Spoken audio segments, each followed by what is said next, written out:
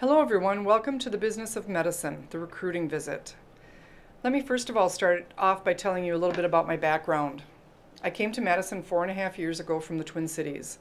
While in the Twin Cities, I spent 19 years as a private practice administrator for a multi-specialty group.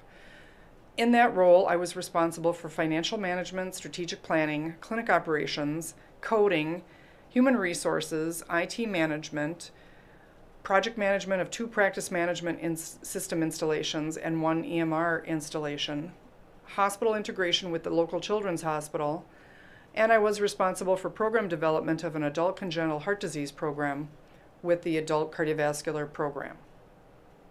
In my current role as cardiovascular medicine's division administrator, I work with the division chief and the Department of Medicine Administration, and I'm responsible for oversight of the physician and advanced practice provider recruitment, physician practice plan, which is the comp plan, financial management, strategic planning, research administration, human resources, and I provide input to ambulatory clinic operations, among other things. Recently, I've received my fellow designation as a certified medical practice executive from the Medical Group Management Association. During this session, we will cover the following topics: what to ask during your recruitment visit, contracting, malpractice, benefits, non-compete clauses, and the differences between academic versus non-academic medicine structures. In preparing this presentation, I consulted with a number of individuals to give you a well-rounded perspective on these topics. These individuals included division administrators, Department of Medicine Administration and Finance, private practice administrators, and a colleague of mine, a senior vice president of operations at a private practice hospital, and MGMA, the Medical Group Management Association.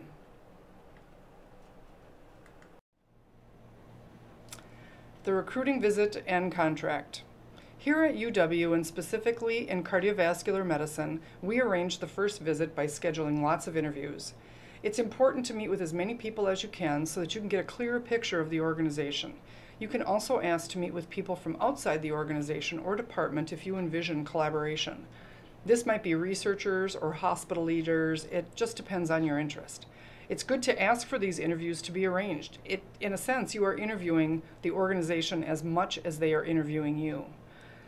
Generally, there's also a second and even a third visit depending on the organization. In cardiology, we provide a relocation person to meet with you and or your family, sometimes during the visit. This can help you make your decision about accepting a position. So for instance, consider renting for a year. The relocation person should be able to help you orient you to the city and the neighborhoods. During the visit, you should meet with the administrator as well. This person can answer your questions about the contract. Request a blank copy of the contract. Read every clause. In larger organizations like health systems and universities, the contract cannot be changed.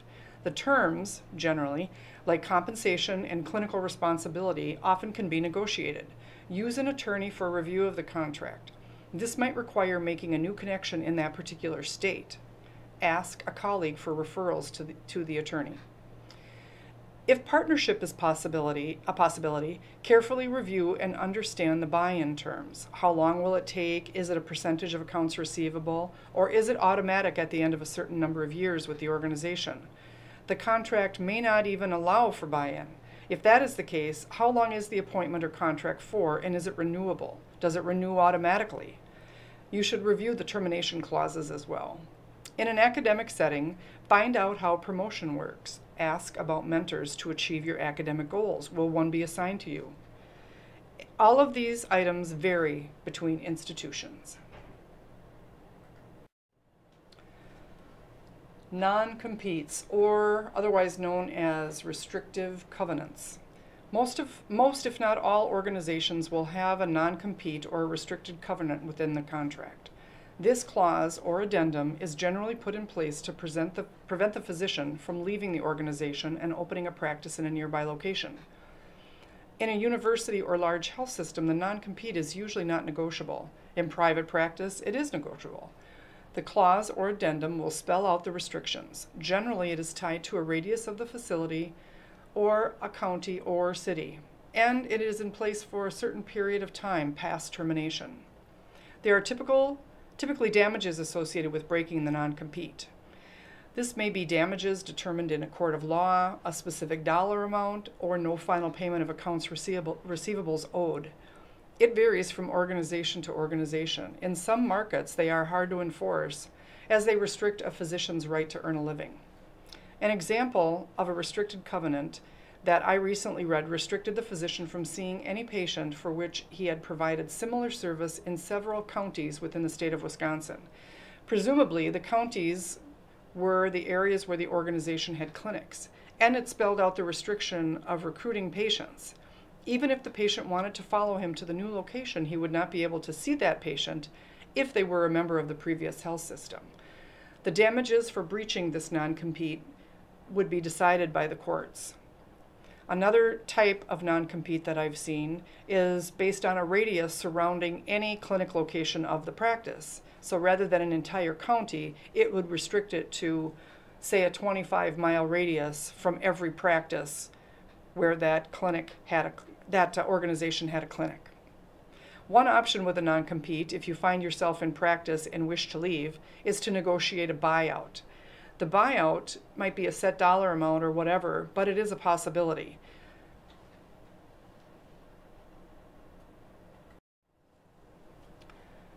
Compensation is a very key area of your contract, and it will be spelled out as such. There are differences between academic and non-academic expectations for compensation. No matter the organization, there is generally a salary guarantee for the first year and possibly beyond. The guarantee is in place to allow you to build your practice. Some questions you should ask regarding compensation are, how can you earn above your salary guarantee? Can you do that during the first year? Is it a reasonable threshold? How is it measured? Have they spelled it out in the contract? For example, are work RVUs used as the unit of measure, and are they using MGMA as the benchmark source for your subspecialty? For instance, neurology versus neurosurgery. If you're a neurologist, you would not expect them to use the work RVU benchmarks of a neurosurgeon. Work RVUs are the values assigned to procedures and services you provide to patients. It is often used in contracting to establish a threshold for clinical productivity of a physician or advanced practice provider. I cover work RVUs in my presentation on coding and billing, but I wanted you to keep it in mind as you review your contract. Clinical responsibilities should also be spelled out. What is required of you? How many clinical days per week or year? How many days inpatient or reading images or in the cath lab? What happens if the service you are billing for does not have a high work RVU value placed on it? How would it be measured in that sense? For example, cardiac MRI has low work RVUs but high value to the practice or section. Additionally, you should be aware of any penalty to compensation. For example, if you don't complete your documentation at a hospital, what is the penalty? Who pays it, you or the practice? Finally, consider cost of living. Based on the offered salary, can you afford to live in that city? I've included a link in the presentation that will allow you to look at cost of living expectations for any city in the United States. Malpractice and benefits, always a good topic. Malpractice. There are two types of malpractice insurance policies: occurrence versus claims made. An occurrence policy provides coverage for a claim even if the policy ends. It costs more upfront, but as long as the company stays in business, the claim will be defended and paid. If you have a claims-made policy, the coverage is only in effect as long as the premiums are paid. Therefore, if you have a claim filed in 2014, but you have canceled the policy in 2015, you would not have coverage unless you purchased a tail. A tail policy covers you for a defined period of years backward. Claims made cost less, and it is the most common.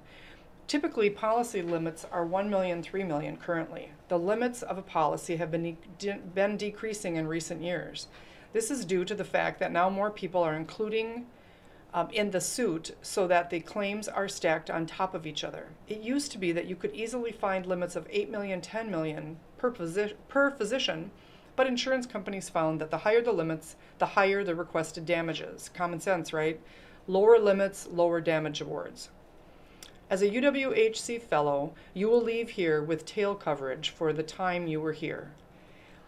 Additionally, you may want to look into a personal umbrella policy to protect your personal property. Depending on the structure of the organization, you may have risk to consider should you be sued for malpractice. Therefore, your personal assets and property are protected. Benefits. Don't forget about disability and life insurance. You never have enough. When considering disability insurance, take into account what your position entails. For instance, if you are traveling to other clinics and will be on the road a lot, the type of disability insurance is often dictated by the state where you reside. Additionally, disability coverage depends on your occupation. So you'll want to specifically ask for occupation-related disability policies. Also in the contract, you'll find expectation for hours of coverage or work expectations. Your lifestyle may be to be home by 5 p.m. every day when not on call, and the organization may have a culture of working till 6 or later. Even if it is not written in the contract, during your visit, try to understand what the expectations are. Often the best people to ask about this is the clinic staff. It used to be that the person who worked the latest was seen as the most valuable. If this is not what you want for a work-life balance, then consider this may not be the best organization for you.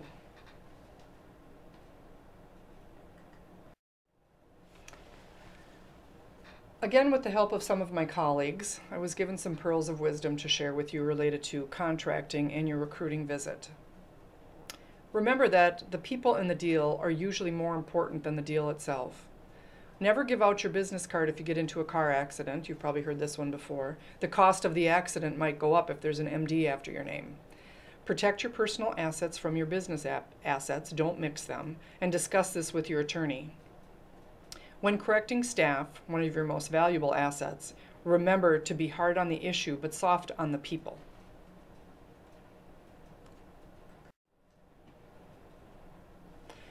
I'd like to thank you for listening to this presentation, and feel free to send me any questions that you may have or plan to attend one of the Q&A sessions that will be scheduled.